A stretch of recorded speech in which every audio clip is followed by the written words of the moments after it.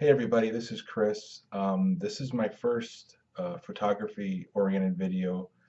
Hopefully there'll be others, but I just wanted to do a video about this camera, the Nikon D7100, give you my take on it. As the title of the video says, just a rookie here.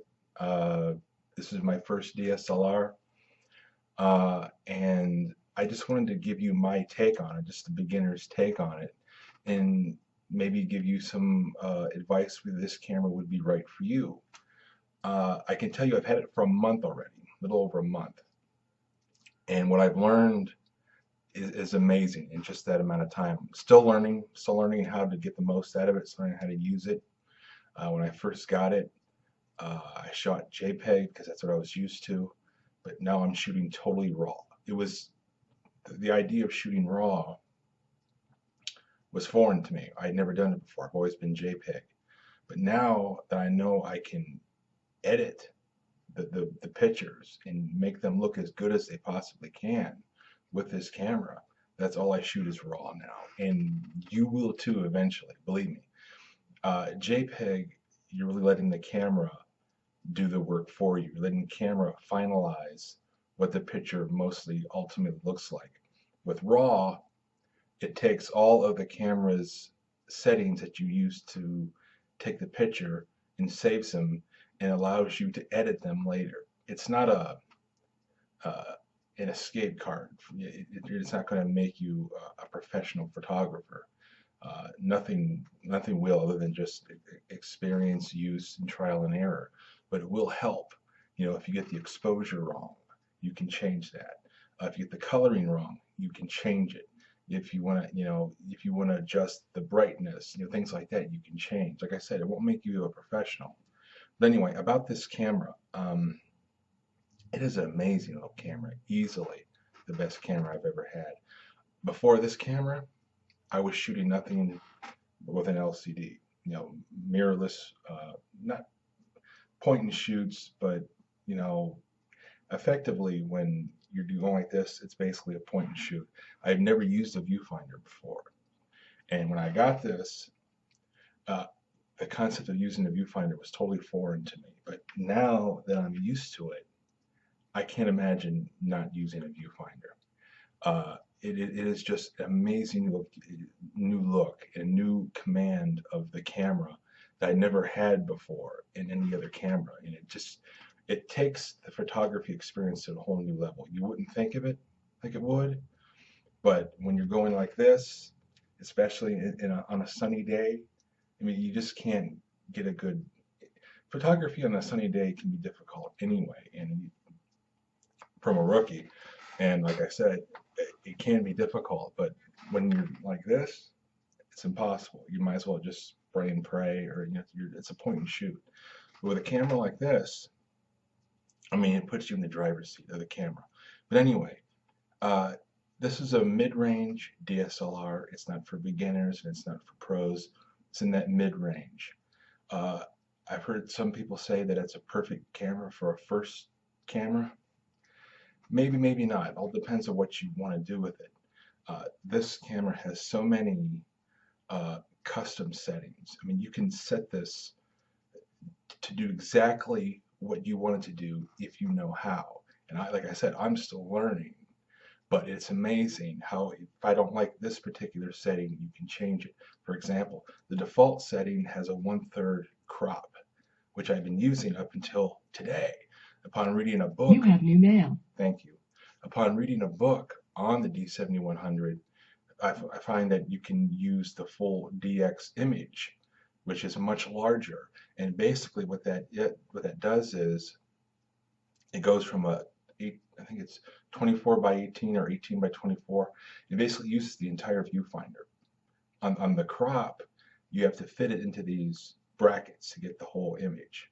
It basically narrows your field.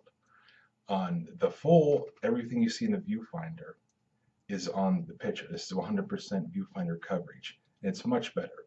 I mean, I imagine there's a scenario where you would use a crop to get in close, but as of right now, I prefer the entire image. So you can change that. You go into image area, go to menu, or no, go to menu and then go to where it says image area under the camera settings, where you see the camera icon, and it'll say image area and go for DX instead of the crop. Anyway, some of the other settings, I mean, I go on full manual most of the time. That's the best way to learn. I mean, really, if you put this camera on auto, you're not getting the most out of it. You might as well not spend the huge money that you're going to pay for this camera, because you're not going to get anywhere near out of it. Just because you're shooting raw, that's it can help, but if you're just shooting auto, you're not getting anywhere near uh, the capabilities out of this camera that you would. You got to shoot manual. Now, sometimes a shutter or aperture priority can be used. That's fine. That's what it's for. But I find the best way to learn is to dive right in, manual, and that way you can really see how your pictures look. Um, as far as the custom features go, I mean, that's where you can shooting display, everything here is at your disposal. You can customize this thing just about any way you'd like, and without a doubt. And you know, the thing is, it really takes some time to learn with these things. It can be intimidating at first. You see all these options and all these numbers and all these little icons going this way and that way, and it takes time. Read the manual, buy a book or two, and figure out what these things do and what they mean, because it can change the complexity of your whole picture. Autofocus, that's a big one to me. What do these different autofocus uh, settings mean? What are they for? Because depending on which one you choose, it could actually make your pictures look worse, not better. If you don't get the right one, or manual, just go manual. I find setting on some of the autofocus settings and adjusting it, which you can do, is the best way for me personally, because it actually aids you. You see all these little dots, not dots, but little squares that show you where the focus points are, and you can actually move them. You can actually change them. You can move them over with this dial. It's like if your focus point is over here, you can move them over. You know, things like that. Is this camera right for you? Maybe, maybe not, but I can tell you it is a fantastic camera. Uh, Contrary to what some believe, buying a good camera will not make you a good photographer. I found that out. Like I said, if you're just going to put this thing on auto, You have new mail. if you're just going to put this thing on auto, then just save your money and buy a little point and shoot, because you're not going to take any better pictures out of it. Simple as that. This camera will not make you a better photographer. I found that out. You have to work at it. Uh, you know, this is something that I don't want to do for a living, but it's a hobby, but it's one that I take seriously. You don't have to do something for a living or make money off it or do it as a professional to take it seriously. I take it very seriously. And like I said, once you delve into this, the complexities of photography, I mean, it is amazing. It is such a learning curve. Don't be afraid to ask questions. Don't be afraid to ask for help. Go to Google. I've done that a lot. I asked a lot of questions. I got a lot of good advice.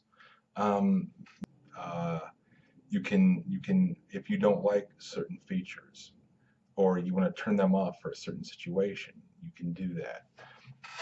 This camera can be customized just about any way you like. Um, I also I'm only using a kit lens. This is the 18-105. It's a very good lens. As kit lenses go, this is actually a very good lens. I mean, it's very clear. But I'm looking for a nice telephoto lens and a macro lens. To I wouldn't mind a wide angle lens as well. But as for right now, those are the two that I'm after right now: telephoto and macro. Uh, for example, the best thing, you can also, the info button, this is where everything is. You can use that, or it can change as well. Depending on the lighting, it'll change for you.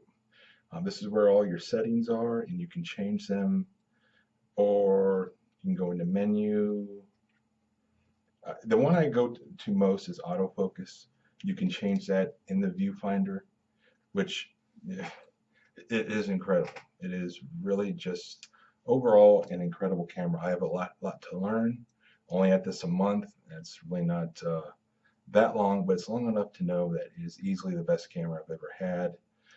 If you're serious about photography, but you don't necessarily, a pro could use this. I don't know if a pro would, because pros like like the D4 or Canon maybe 5D Mark III or one of the like a D610. I don't, but I have heard that some pros have used this and have gotten good results out of it. But depending on how serious you are, maybe it's the right one for you. But I would say this: don't buy this just thinking it's going to take great pictures. Uh, Cameras do not take great pictures. Great photographers take great pictures, and that takes work. It takes a lot of learning and dedication. If you're not willing to do that, just spend a couple $100 and buy a point and shoot and be happy with it. You don't have to buy a camera this expensive to enjoy photography. No one ever says you have to delve into it as far as I have, and I'm not even a professional. But it's all up to you. If you're serious about photography and you want a really good camera to get the most out of your skills and you're willing to learn, to take the time to get the most out of this, then it's a great camera. I freaking love it. Anyway, that's all I have. Hope this has been some help.